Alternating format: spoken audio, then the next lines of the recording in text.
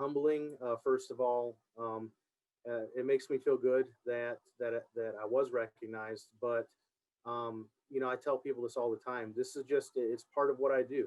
It's who I am. It's what I do. I have a job in public safety that is a very thankless job. So uh, I do work nonstop all day long, all week long, and sometimes you impact somebody's life.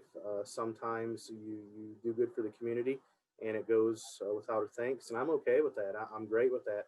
So when this came, that I was nominated as one of the most influential folks in the LGBTQ plus community, it it really shocked me.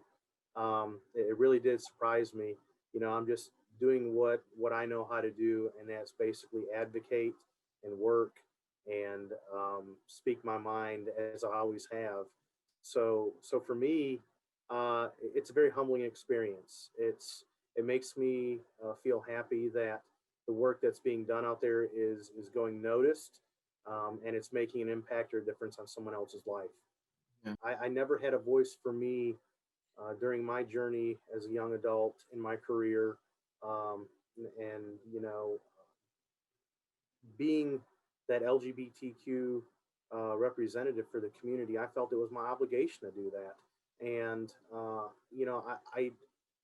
I really, going into this mindset of diversity and inclusion. Um, I remember Mayor Johnson and I had several conversations, and one of which stemmed from his inauguration speech, or his inaugural address, was to have a seat for everybody at the table. And you know, finding that my struggles were also struggles of other people, and being able to be in a position to do something about it gave me that motivation to move forward and to um, make sure that we were being inclusive and that we were providing that seat for other members at the table. So it all goes back to, again, it's just me being me and who I am, and being that voice that I never had years ago when I needed it.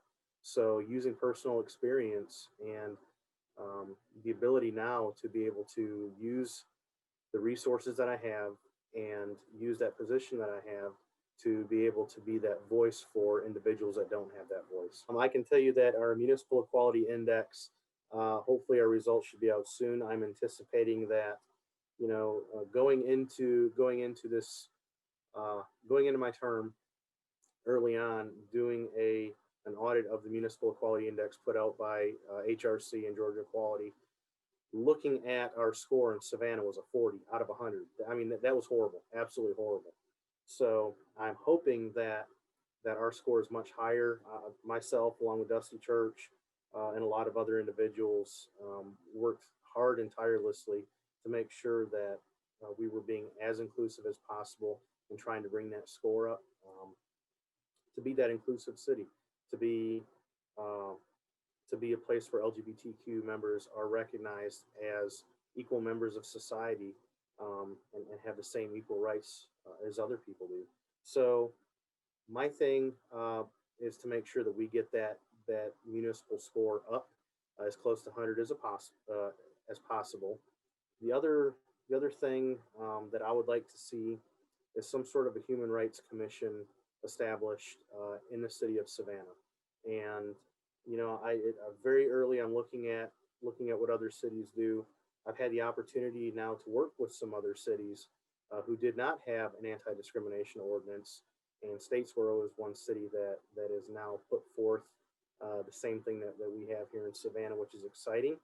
I guess we lead by example here in Savannah. We always usually do. So having a human rights commission focusing on anti-discriminatory practices, civil rights, that sort of thing, um, bringing that municipal score up, and just ensuring that we are treating other individuals as though we would want to be treated, regardless of age, gender, sexual orientation, gender identity. And Mayor Johnson said it right. I think 2 nights ago, probably, that it shouldn't matter who you love or who you are here in the city of Savannah. you know, we should be welcome to everybody, and that's that's what I'm hoping to see is a more inclusive environment for individuals here in the city of Savannah.